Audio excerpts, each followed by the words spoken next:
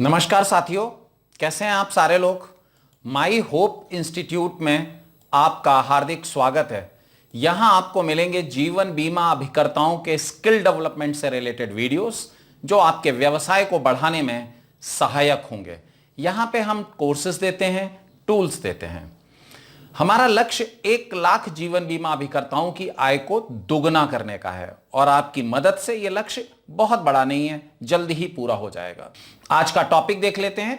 आज का टॉपिक है किस ग्राहक से नहीं मिलना। जीवन बीमा में आपको हर ग्राहक से मिलना है, लेकिन कुछ ग्राहक ऐसे होंगे जो आपकी नॉलेज के कारण राय आपसे लेंगे पर बीमा किसी और से। तो ऐसे ग्राहकों को अपने लिस्ट से निकाल दीजिए, उनको मिलने में अपना टाइम बर्बाद मत करिए। इनको चाइनीज एक्ट कहा जाता है। चलिए इस टॉपिक पे समझ लेते हैं कुछ। मैं इसे एक दृष्टांत यानी घटनाक्रम या एक एग्जाम्पल से आपको बताना चाहता हूं। मेरे एक परिचित हैं जो अक्सर मेरे पास आके बीमा के विषय पे मेरे से बात करते थे, और चूंकि वो विषय बीमा का होता था लिहाजा मैं बहुत रुचि के साथ उनके साथ डिस्कशन करता था, बहुत इंटरेस्ट लेता था उस डिस्कशन में। लेकिन मैंने ये पाया कि बहुत दिनों तक उनसे बातचीत करने के बावजूद भी वो बीमा की पॉलिसी मुझे मिली नहीं।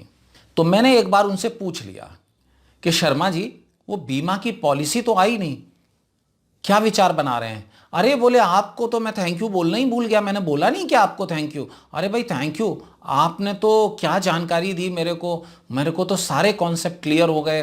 वो एजेंट मुझे उल्लू बनाना चाह रहा था, लेकिन आपके द्वारा दी गई जानकारी के कारण मैं उल्लू बनने से बच गया और मैंने वो पॉलिसी उससे खरीद ली, लेकिन वो मुझे उल्लू नहीं बना पाया। I was shocked. डिस्कशन सारा मेरे साथ, एक नहीं कई राउंड का डिस्कशन मेरे साथ, और पॉलिसी किससे ली? किसी और से। क्या आपको ऐसे ग्राहक चाहिए? तो अगर आप अपने ग्राहक को पहचानेंगे नहीं तो कैसे आपको पता लगेगा कि आपको कौन सा ग्राहक नहीं चाहिए? आपको यह पता होना चाहिए कि आपको कौन सा ग्राहक चाहिए। उतना ही जरूरी यह है कि आपको कौन सा ग्राहक नहीं चाहिए। तो ऐसे सारे ग्राहक जो बहुत डिस्कशन करते हैं और आपके साथ प्लान नहीं बाय करते, प्लान बाय करने के लिए वो किसी और के पास जाते हैं, आपको वो इस्तेमाल करते हैं केवल और केवल नॉलेज सीख करने के लिए, जानकारी लेने के लिए, तो ऐसा ग्राहक मुझे नहीं चाहिए। ऐसे ग्राहकों की लिस्ट बना लीजिए।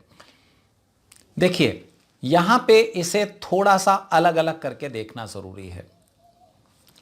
फॉलोअप अलग चीज है, राइट? और जानकारी लेने वाले लोग अलग कैटेगरी में हैं। इनमें थोड़ा सा बाइफरकेशन करके ही रखना पड़ेगा आपको, तभी बात बनेगी, अन्यथा गड़बड़ हो जाएगा।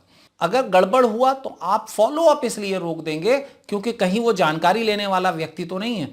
देखिए इस तरह का आदमी आपके पास आएगा, फॉलोअप करने वाला आदमी आपके पास नहीं आता, आप उसके पास जाते हैं। लेकिन इस तरह का आदमी स्वयं चल के आपके पास आएगा, तो सतर्क हो जाइए। कोई अगर बार बार आपके पास आ रहा है और पॉलिसी लेने की बात नहीं कर रहा, जानकारी लेने की बात कर रहा है, तो सतर्क हो जाइए। हो सकता है कि ये वो कस्टमर हो जिसे आपकी लिस्ट में नहीं होना चाहिए। ये कस्टमर पॉलिसी शायद कहीं और से ले ले, लेकिन वक्त आपका लेगा, टाइम आपका लेगा, और टाइम ही मनी है, इस बात को ध्यान रखिए। तो आपके पास क्लियर कट अंदाजा होना चाहिए मुझे कौन सा कस्टमर चाहिए और कौन सा कस्टमर नहीं चाहिए। इसको समझने का यही एकमात्र तरीका है। तो आज के इस वीडियो में बस इतनी सी बात। आपने हमारे वीडियो को ध्यानपूर्वक देखा, इसके लिए थैंक यू वेरी मच। मिलेंगे एक बार फिर से एक नए टॉपिक के साथ, तब तक के लिए धन्यवाद।